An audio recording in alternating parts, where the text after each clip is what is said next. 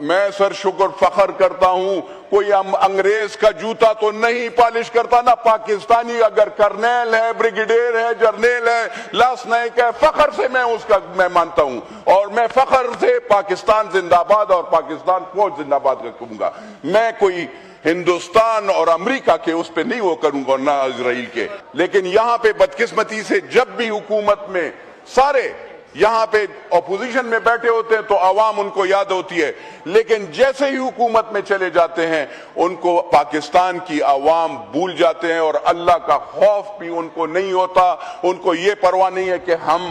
یہاں پہ قبر میں جائیں گے اور پھر اللہ کو حساب دینا پڑے گا اب رات سے 12 بجے چاہے وہ ایم این اے تھا ایم پی اے تھا نوکر پیشہ تھا سر سب لوگ لائن میں کھڑے ہو گئے کہ 55 روپے پیٹرول یا ڈیزل مہنگا ہو رہا ہے سر کہ پاکستان کی اکانومی میں اس میں کیا فائدہ ہوا اس کا تو فائدہ ٹوٹل والوں کو ہوا آرامکو کو ہوا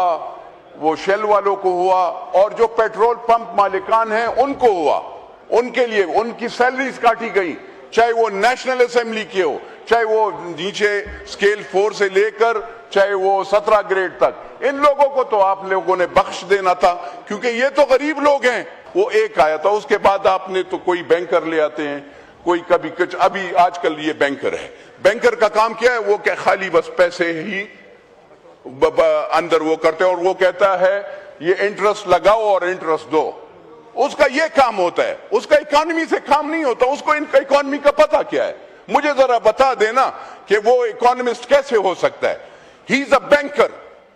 and a banker can not be an economist تو ہمارے جب جہاز آ رہے تھے تو ہمارا پرائس پھر پیٹرول اور ڈیزل کا کیوں بڑھایا گیا اس کا بھی ذرا بتایا جائے تو یہ مہربانی فرما کر تھوڑا سا دوست دشمنوں میں آپ ذرا یہ دیکھیے گا ہم فخر کرتے ہیں کہ ہماری بھائی چارہ سعودی عرب سے ہے جس طریقے سے آپ مہنگائی لا رہے ہیں میرے خیال میں ہم سب کو پاکستان کی عوام کے لیے آپ تو جنازہ نکال رہے ہیں تو یہ میرے خیال میں سب جنازے کی دعا کر لیں کیونکہ اس کے بعد تو پاکستان کے بچے نہیں بچ سکیں گے تھینک یو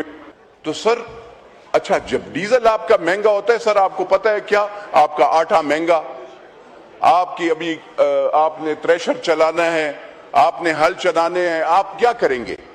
کیسے 550 روپے پھر ایک دم پھر 300 روپے ڈیزل آپ نے وہ کیا ہے آپ کہتے ہیں کہ 300 روپے ہم نے ڈیزل مہنگا کر دیا ہے اور وہ ہم اس سے عوام زیادہ وہ چل پھر نہ سکے سر ہم نے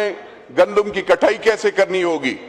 ہم نے تھریشر کیسے چلانا ہوگا اس کا مجھے ذرا راستہ بتا دیں میں آنریبل فائنانس منسٹر اور پیٹرولیم منسٹر بہت شریف بندہ ہے لیکن میں ان سے یہ پوچھنا چاہوں گا کہ تھریشر میں کیسے گندم کیسے وہ کروں گا 550 روپے پہ جب آپ مجھ سے گندم بھی 2000 یا 3000 روپے من لیں گے میں کیسے وہ اس کو افورڈ کروں گا اس پہ مزدور کو کیسے پیسے دوں گا یہ ذرا مجھے پلیز بتا دیں پھر اس کے بعد سر یہاں پہ کہا جاتا ہے یہ جو نوکر پیشہ ہے ان کے لیے ان کی سیلریز کاٹی گئی چاہے وہ نیشنل اسمبلی کے ہو چاہے وہ نیچے سکیل 4 سے لے کر چاہے وہ 17 گریڈ تک ان لوگوں کو تو آپ لوگوں نے بخش دینا تھا کیونکہ یہ تو غریب لوگ ہیں سکیل 4 سے 16 یا 17 تک یہ غریب لوگ ہیں ان سے کٹوتی کس لحاظ سے آپ کرتے ہیں اگر 17 سے 22 گریڈ والوں سے وہ کرتے ہیں تو کریں کیونکہ وہ تو آرام سے بیٹھے ہوتے ہیں وہ تو گاڑیوں میں پیٹرول ان کا فری ہوتا ہے یہ غریب تو سائیکلوں یا موٹر سائیکل پہ کیا کرتے ہیں پتہ نہیں بہت مشکل سے اور 20,000 یہاں پہ میرے بھائی نے کہا 34,000 روپے تنخواہ ہے نہ میرے بھائی 20,000 روپے تنخواہ ہوتی ہے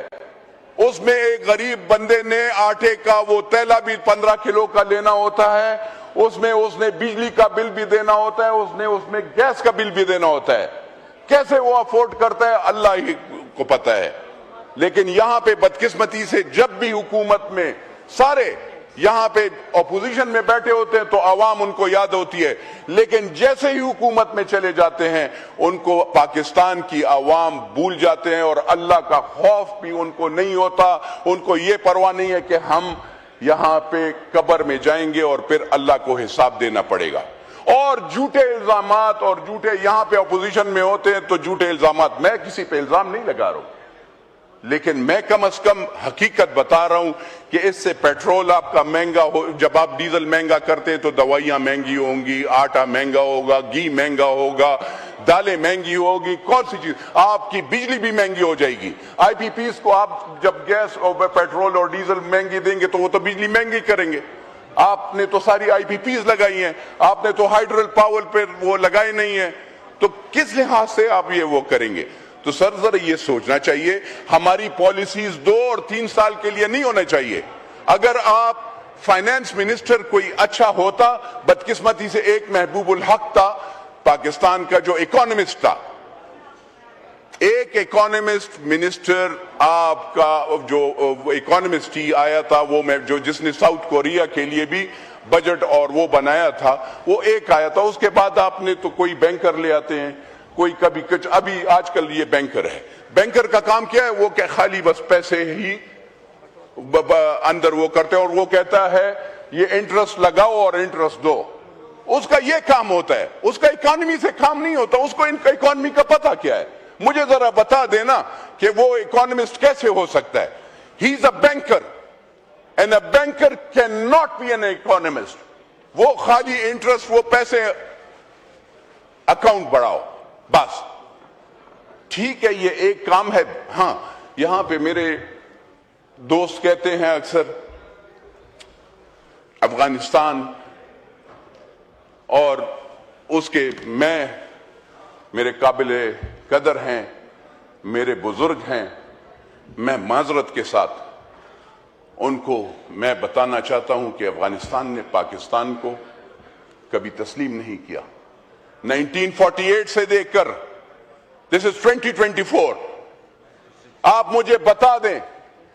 کب 2026 سوری 2026 ہے، 2026 ہوا، کب تک افغانستان نے ہمیں تسلیم کیا ہے؟ ہم نے کہاں پہ افغانستان کے ساتھ کھڑے نہیں ہوئے؟ کیا ان کی جنگ جب وہ یہاں پہ وہ پناہ گزین، انہوں نے خود ہی پاکستان، اور یہ بھی ایک عجیب ہے کہ پاکستان نے ڈالرز لیے اور انوالومنٹ ہم نے وہاں پہ، ہم نے کچھ نہیں، ان میں خود یہ کبھی روس کے ساتھ دوستی پر بڑھا رہتے ہیں، کبھی امریکہ کے ساتھ کر دیتے ہیں۔ ہمارا کوئی کام نہیں تھا، ہم نے ان کی مائیں بہنوں کو یہاں پہ وہ باپردہ اور باعزت یہاں پہ رکھا۔ اس کا صلہ ہمیں کیا دیتے ہیں؟ روزانہ میرے بچے اور میرے بھائی شہید ہوتے ہیں بارڈرز پہ۔ کیا خیبر پختونخوا میں جب آپ کا پولیس والا، جب آپ کے تھانے پہ، جب آپ کا فوجی ایف سی، جب آپ کے پاکستان، یہ دنیا میں دیکھ لے کہیں پہ بھی